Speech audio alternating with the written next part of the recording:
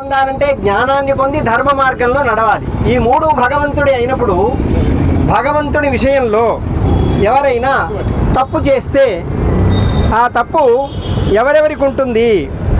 మనం అనుకుంటాం చేసిన వాళ్ళకి మాత్రమే ఆ తప్పు యొక్క ప్రభావం ఉంటుందని.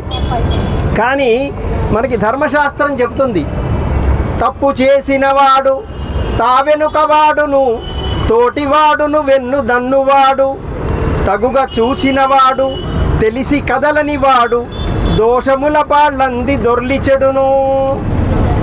అంటే ఒక తప్పు జరిగితే ఆ చేసిన వాడే కాదు, ఎవరి బలాన్ని చూసుకొని చేస్తున్నాడో వాడికి దోషం వస్తుంది. నేనున్నాను చైరా అని పక్కన నిలబడ్డవాడికి దోషం వస్తుంది, వాడికి సంబంధీకులందరికీ ఆ దోషం వస్తుంది. అంతేకాదు చూసిన వాళ్ళకి ఆ దోషం వస్తుంది, తెలిసి కూడా మనకెందుకులే అని పట్టించుకోని వాళ్ళకి కూడా ఆ దోషం వస్తుంది.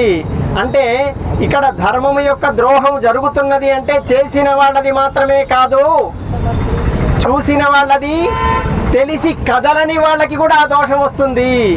కనుక సనాతనంగా ధార్మికమైనటువంటి విధానానికి ధర్మానికి ఎంతో హాని జరుగుతూ ఉంటే చూస్తూ ఊరుకుంటున్నటువంటి హిందువులందరికీ కూడా ఈ దోషం అంటుతుంది అని మనకి రామాయణం చెప్తుంది. ప్రహ్లాదుడికి విషం ఇచ్చాడు వాళ్ళ తండ్రి, మరి ఆ విషం ప్రహ్లాదుడికి పనిచేసిందా? పని చేయలేదు. ఎందుకని? ఆ విషయం యొక్క దోషాన్ని నారసింహుడు స్వీకరించి ప్రహ్లాదుని బ్రతికించాడు. అంటే మనం ఒక పదార్థాన్ని భగవంతుడికి నివేదన చేస్తే ఆ నివేదన చేసిన దాంట్లో పండించిన దోషములు ఎన్నో ఉంటాయట. ఆ దోషములు తొలగాలంటే భగవంతుడికి నివేదన చేస్తే దాంట్లో ఉండే దోషాన్ని తీసుకుంటాడు. అంతకుముందు అది సాదము, భగవంతుడికి పెడితే ప్రసాదము. కనుక ప్రసాదంలో ఉండే దోషాలు భగవంతుడికి చెందితే ఆ దోషం ఎవరికండి?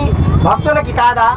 కనుక అందరూ భక్తులకి దోషం వర్తిస్తుంది. కనుక ఇవాళ అందరూ ఇలా కదిలి, హే భగవన్, నీకు జరిగిన ద్రోహం నీది కాదయా, మా అందరిది కూడా దీంట్లో పాళ్ళు ఉంటుంది. కనుక మేమంతా బయలుదేరి ఇదిగో నీకు జరిగిన ద్రోహానికి మేమంతా కదిలి వస్తున్నామని భక్త నిరూపణ అంటారు, భక్తి నిరూపణ అంటారు దీన్ని. ఇటువంటి భక్తికే భగవంతుడు కాదు. భగవంతుడు దేనికి కదులుతాడయ్యా? నాహం వేదైహి న తపసా న దానేన నచయిచ్చయ అన్నాడు. అంటే యోమే భక్త్యా ప్రయచ్చతి, నీ హృదయంలో భక్తి ఉంటే నేను కదిలి వస్తానన్నాడు. ప్రహ్లాదుడి భక్తికి నారసింహుడు కదిలి వచ్చినట్టుగా ఇప్పుడు మనందరి హృదయంలో, హే భగవన్, నీకు జరిగిన అన్యాయానికి మాకు తప్పనిసరిగా ప్రతి చర్య కావాలని కోరుకుంటున్నటువంటి మనందరి హృదయాల్లో ఉండే అంతర్యామిగా ఉండే భగవంతుడు తప్పనిసరిగా వీర నారసింహుడిగా, రామ బాణంగా, కృష్ణ చేతిలో చక్రంగా మనందరి హృదయాలే మారి తప్పనిసరిగా ఇటువంటి ద్రోహాలకి కట్టడి చేసేటటువంటి బలాన్ని, శక్తిని, జ్ఞానాన్ని, అవకాశాన్ని అందరికీ కూడా భగవంతుడు ప్రసాదించాలని మనస్ఫూర్తిగా కోరుకుంటున్నాడు. ఈ సందర్భంలో ఒక్కటే అంశాన్ని మనం బాగా గట్టిగా చెప్పాలి.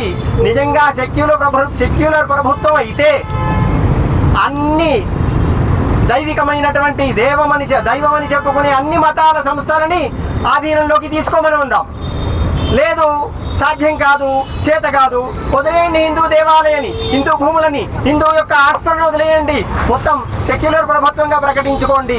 లేదు, ఇది ఖచ్చితంగా హిందూ దేశమే అనేటువంటి దమ్ము, ధైర్యం ఉంటే సనాతనమైనటువంటి వేదములు పుట్టినది, ఋషులు పుట్టినటువంటి ఎంతో వైదిక విజ్ఞానం కలిగినటువంటి ఈ భూమిని హిందూ దేశంగా ప్రకటించమనండి అనేటువంటి ఒక నినాదంతో పెడుతున్నటువంటి ఈ ధర్నా ఏదైతే ఉందో ఇక్కడితో ఆగిపోకుండా ప్రపంచవ్యాప్తంగా అందరూ నేను హిందువును అనేటువంటి భావించే ప్రతి హృదయం కదలాలి. ఎందుకంటే ఈ తప్పుల యొక్క దోషం మనకి వర్తించకుండా ఉండాలంటే ప్రతి హిందువు కదిలి రావాలి. హే భగవన్, నీవు స్థాపించిన ధర్మ మార్గంలో భగవంతుడి పని ఒకటి, ధర్మం స్థాపన, మన పని ధర్మాన్ని వ్యాపన. ఎవరైతే ధర్మ వ్యాపన చేయటం లేదో వాళ్ళందరూ భగవంతుడి విషయంలో భక్తి ఉన్నదనుకుంటారు, కానీ భక్తి లేనటువంటి స్థితి ఏర్పడుతుందట. నిజమైన భక్తిపరులంటే భగవంతుడు స్థాపించిన ధర్మ మార్గంలో నడపడం, చేయటం, ఇదే నిజమైనటువంటి కార్యం. కనుక అటువంటి కార్యానికి సన్నద్ధులైన మీ మనమందరం కూడా చాలా ధన్యులము. ఇటువంటి మార్గంలో సదా భగవంతుడు మనం నడిపించుగా కానీ మనస్ఫూర్తిగా ప్రార్థన చేస్తూ ఒకసారి గోవిందా అచ్యుత మాధవ గోవింద అచ్యుత మాధవ గోవింద అనంత కేశవ గోవింద అనంత కేశవ గోవింద నారసింహ హరి గోవింద నారసింహ హరి గోవింద